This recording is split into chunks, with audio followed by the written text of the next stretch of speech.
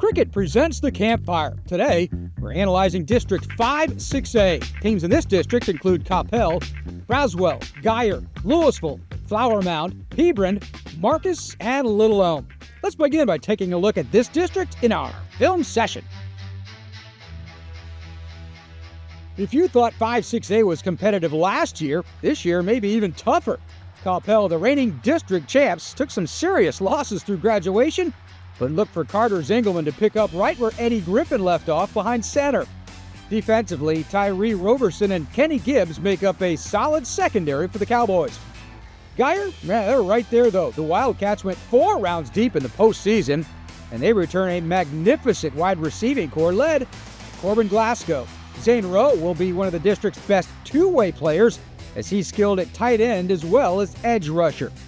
Louisville has some offensive talent returning with quarterback Trey Williams and running back Tennell Hill. Marcus will be scary with one of the best junior quarterbacks in the nation in Colton Nussmeier, who will be protected by an experienced offensive line. Hebron made the postseason a year ago, and when you have 1,200 rushing yards returning and Asen McCray-Jones, the Hawks could be playoff bound yet again. They will need to figure out who will step up in the quarterback role, however. Speaking about replacing a quarterback, Flower Mound's starter a year ago, Noah Spinks, transferred to Summer Creek, so they will be in a need at that position. However, with playmaking receiver Carter Massey back, Mound should still compete for the postseason. Braswell picked up only 1 win in district play last year. They do return Braden Mansell behind center. Little Elm will be looking to pick up a victory as they went winless a year ago.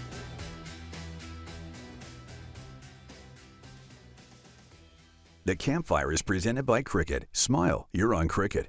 We love easy. 4. Yeah. Players on the Rise is brought to you by Parker University. Check out our bachelor's degree in strength and human performance today. The Campfire is brought to you by Kubota, the #1 selling compact tractor in Texas. For details, visit gokubota.com. Kubota, because you can. For an even deeper look at 5-6A, here's producer Ward Fasold and insider Matt Diggs with the district breakdown. All right, Diggs, we are talking 5-6A. It was a sweet district for Coppell, who gave North Crowley a heck of a game for 3.5 quarters there over in, where was that? It was at Newsom last year where I was shooting that game. They took the district last year, but man, when we saw the realignment 2 years ago and we saw Guyer in there, Louisville, the Flower Mound teams, the Louisville ISD district, really, it's a pretty stacked district. You think they hold that spot again this year, now that you know your guys off the Baylor's, Eddie Griffin's gone, and some other guys, Weston Polk is gone. Do they stick their spot still? Yeah, this is one of those fascinating culture versus player debates, because this district, Coppell, does have to they graduate everybody. When we look at their all-district list and we look at the stats coming back, they don't have the numbers that really kind of define why they should be ranked so highly. But, you know, a couple of years ago, we hadn't heard of this player named Eddie Griffin, and all of a sudden, like, oh, don't worry about us. You know, we're going to be fine. And they kept growing and growing. But from 1 to 8, I'm going to stick with Coppell reigning and defending at #1. I've got Denton Guyer at #2, Louisville at #3. Hebron, I think, is going to hold off the Flower Mound schools at 4. Marcus, a very good #5. Flower Mound, a very good #6. Denton Braswell at 7, and Little Elm #8. We'll post the entire breakdown segment this Wednesday on our social media pages. Now, let's take a look at some game changers in our Players on the Rise, presented by Parker University. Corbin Glasgow of Denton Guyer is one of the top returning wide receivers in 5-6A.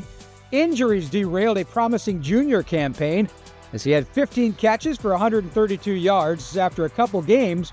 That was before missing the rest of the season.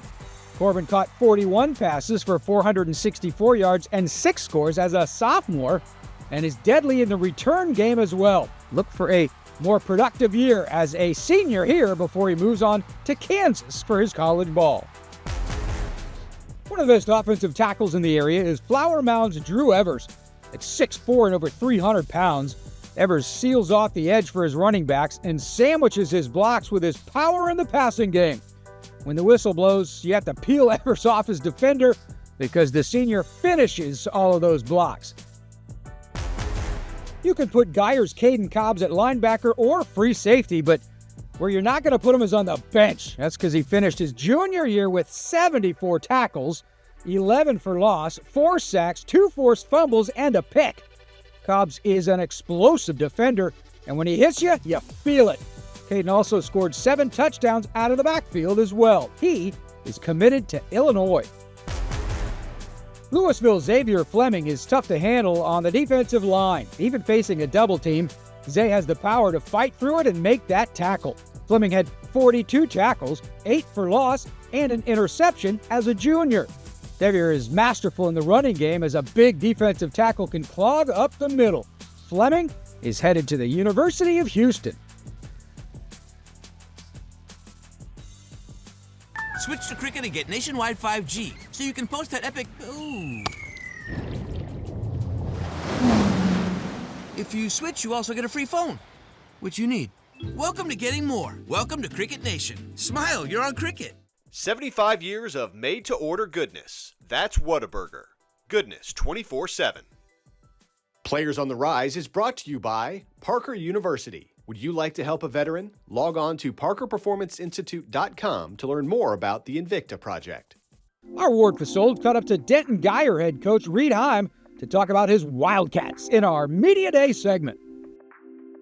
All right, we are talking 5-6A with Denton Guyer head coach Reed Heim, and coach, that district was so, I don't even want to say top heavy because it was good from top to bottom pretty much last year, and a lot of teams got hit with graduation, so it feels like it's kind of wide open this year.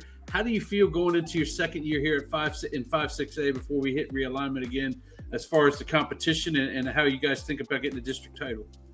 Well, I think that you hit the nail on the head. You've got a bunch of really, really good teams, and one of the unique things is just how close everybody is, right? So it's not that all the teams are in the same district. You know, there's 2 from Denton. You got Little Elm, which is its own one high school town. You got Coppell, and then you got the Flower Mound or the Louisville schools, and it's a really deep, very talented, well coached district. I've really enjoyed last season.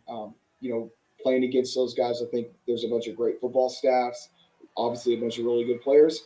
And when you have the programs that you have in our district, that you're going to have seniors that graduate. But generally speaking, those guys, they've got kids that have come up through the program that are working their tails off this summer and had good off season. So we fully anticipate it being a heck of a challenge this season in that district. And, we, as they say the same thing, we'll roll the ball out on Friday nights and give it our best shot. And we've got some talented guys. We've got some hungry guys. I'm excited about the season. But this district absolutely prepares you to play in the playoffs because, week in and week out, you're playing playoff quality caliber teams. Well, it's going to be a fun year. You're going to be in another competitive district. Obviously, I haven't made the schedule out this early in the year, but I can't find another game on the schedule that would not be game of the week 1, than you guys heading up to Aledo. So it's going to be a fun ride, and I appreciate you joining me, Coach. Yeah, absolutely. And thank you so much for taking time to interview us and brag about our program. I enjoyed, this is a great place, and we appreciate all the work you do to help highlight the young men in our program. Thank you so much. No problem, Coach. You can catch the entire interview Friday on our social media channels. Hey, that'll do it for this week's Campfire. Next week, we take a deep dive into 6-6A. Until then, have a great week, everybody.